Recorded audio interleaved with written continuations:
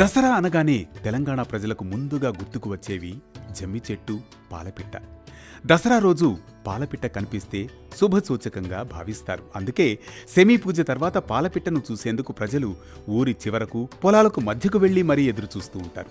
అసలు విజయదశమికి పాలపిట్టకు సంబంధమేంటి?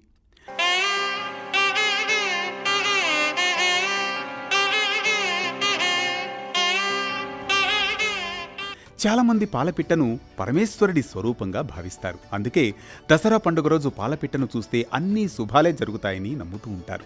అయితే ఈ నమ్మకం వెనుక కొన్ని పురాణ గాథలు ప్రాచుర్యంలో ఉన్నాయి. త్రేతాయుగంలో విజయదశమి రోజున శ్రీరాముడు రావణాసురుడితో యుద్ధానికి బయలుదేరినప్పుడు పాలపిట్టను చూశాడట.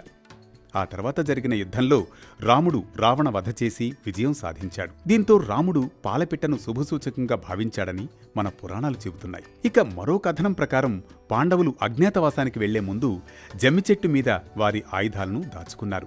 అప్పుడు ఇంద్రుడు పాలపిట్ట రూపంలో పాండవుల ఆయుధాలకు కాపలా కాశాడని కొంతమంది నమ్మకం. అయితే పాండవులు అజ్ఞాతవాసం ముగించుకుని తిరుగు పయనమై తమ రాజ్యానికి వెళుతున్న సమయంలో వారు జమ్మి చెట్టు వద్ద ఉన్న పాలపిట్టను చూశారు. ఆ తర్వాత వారి కష్టాలన్నీ తొలగిపోయాయి. కురు పాండవుల మధ్య జరిగిన కురుక్షేత్ర సంగ్రామంలో విజయం సాధించి పోగొట్టుకున్న రాజ్యాన్ని తిరిగి పొందారు. విజయదశమి అంటే చెడుపై మంచి సాధించిన విజయానికి ప్రతీక.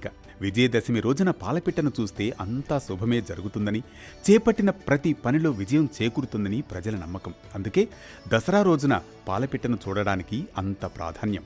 మరి మీకు ఈరోజు పాలపిట్ట కనిపించిందా?